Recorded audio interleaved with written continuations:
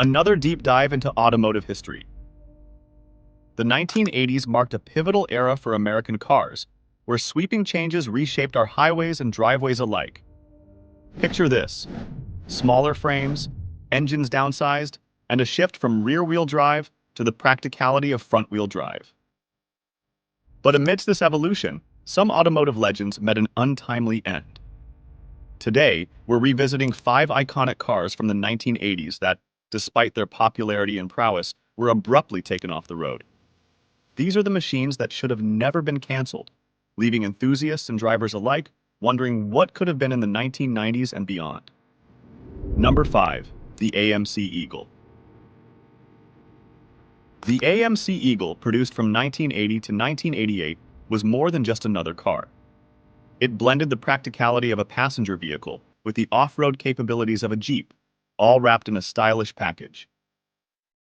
Originally based on the 1970 AMC Hornet platform, AMC managed to keep the Eagle looking contemporary throughout its production run. Available in various body styles, including a sporty 2-door hatchback and a versatile 4-door wagon, the Eagle stood out with its robust features and thoughtful design.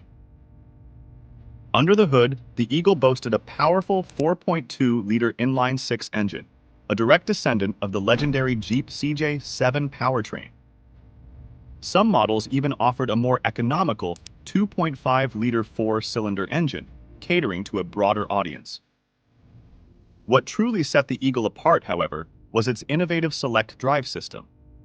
Introduced in 1981, this advanced technology allowed drivers to switch between 2-wheel and 4-wheel drive on the fly, a groundbreaking feature that set the standard for future all-wheel drive systems. On the road, the Eagle was a joy to drive, offering elevated ground clearance and a smooth handling experience. Off-road, it performed admirably, rivaling many of its more rugged Jeep counterparts. It's clear that the Eagle was ahead of its time, combining the best of both worlds without compromise. Now here's where the plot thickens. Despite its innovative design and loyal following, the Eagle's journey was cut short. When Chrysler Corporation acquired AMC in the late 1980s, many expected the Eagle to receive the updates and investments it deserved to thrive into the 1990s. Instead, the Eagle brand was phased out, leaving enthusiasts to wonder what could have been. Number 4. The Buick Grand National. While the era saw a resurgence of V8-powered, rear-wheel drive beasts, Buick took a bold step in a different direction with the Grand National, introducing a turbocharged 3.8-liter SFI V6 powerhouse that turned heads and burned rubber. Born from Buick's determination to blend modern muscle with sleek design, the Grand National made its mark with an exclusive all-black exterior, a move that not only set it apart, but made it one of the coolest rides to grace American streets in the 80s. But its story began earlier, in 1982, when Buick first teased enthusiasts with a limited production run, featuring a distinctive two-tone gray and silver exterior. While only a handful were equipped with the turbocharged V6, it laid the groundwork for what was to come.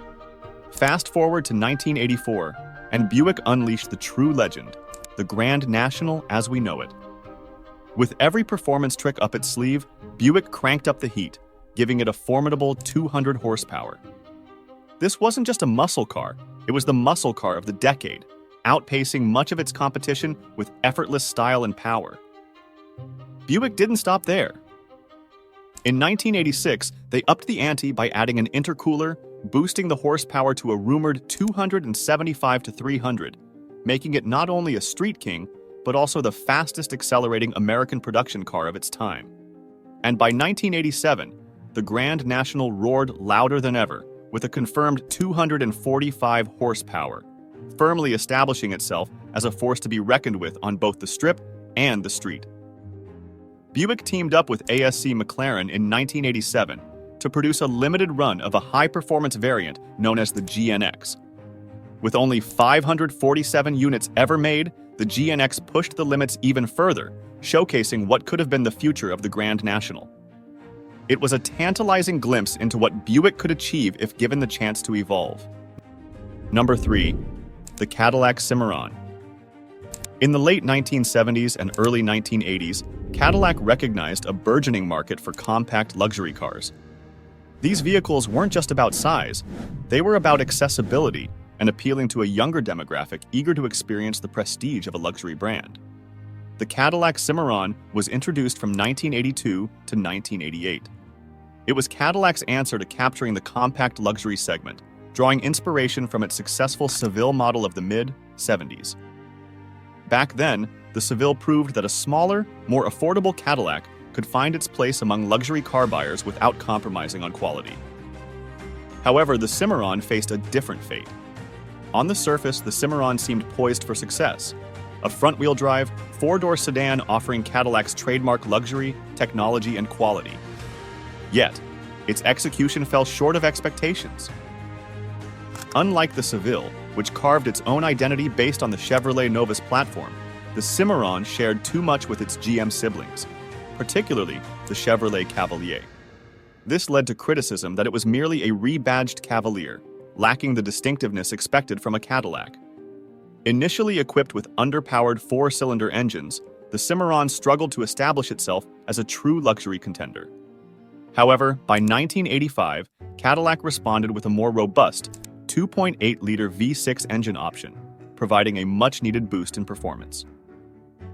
Paired with a 5-speed manual transmission, the Simmeron finally began to offer a driving experience reminiscent of European touring cars, responsive handling, and respectable acceleration. By 1987, Cadillac made strides in refining the Simmeron's exterior, giving it a more Cadillac-like appearance. It was a step in the right direction, evolving the Simmeron into the car it should have been from the start, a distinctive blend of luxury and performance tailored for a younger audience. Number 2. The Mitsubishi Starion, SSIR.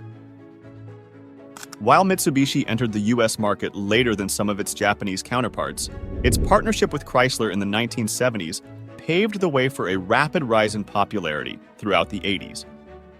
This partnership not only allowed Mitsubishi to produce rebadged Dodge and Plymouth models, but also marked the debut of its own vehicles under the Mitsubishi brand.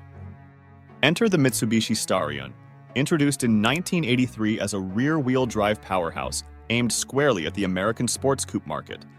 Powered by a turbocharged 2.6-liter inline-4 engine, producing 145 horsepower, the base Starion offered solid performance for its time. However, it was the 1986 to 1989 Starion ESIR that truly turned heads and carved out its place among performance car legends. Sporting a wide-body design and an intercooled version of the turbocharged 2.6-liter engine, the Starion ESIR ramped up the excitement with either 176 or 188 horsepower, depending on the model year. It wasn't just fast. It was a blast to drive, with sharp handling and a responsive feel that outperformed many of its contemporaries. With its sleek, muscular lines reminiscent of a Porsche 944, the Starion ESIR wasn't just a performer. It was a head-turner, setting a new standard for Japanese sports cars in the 80s. Mitsubishi didn't stop there. Under various Chrysler brands, including Dodge, Plymouth, and Chrysler itself, Mitsubishi also offered the Starion under the Conquest model name during different model years in the 80s. This versatility helped broaden its appeal and solidify its reputation as a formidable contender in the sports coupe segment. Sadly, despite its success and undeniable charm, the Starion's reign was relatively short-lived. It was eventually succeeded by front-wheel drive and all-wheel drive models like the Mitsubishi Eclipse and the Mitsubishi 3000 GT. While these successors found their own success, they lacked the raw character and timeless looks of the rear-wheel drive Starion ESIR.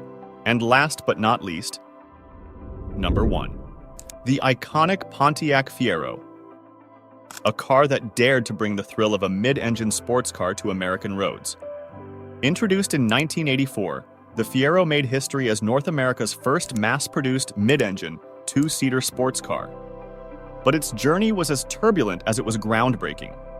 Pontiac envisioned the Fiero not just as a car, but as a statement, a sleek, compact sports car that looked like it belonged on European streets. However, to meet GM's budgetary constraints and get the green light for production, compromises were made in its initial release. The 1984 Fiero, while innovative in design and handling, was held back by an underpowered 92 horsepower 2.5-liter inline-4 engine. Its steering lacked the precision expected of a sports car, leaving enthusiasts craving more.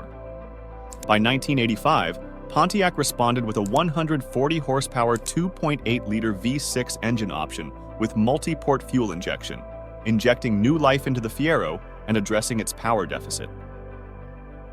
Year by year, Pontiac continued to refine the Fiero, enhancing its performance, handling, steering, and braking capabilities.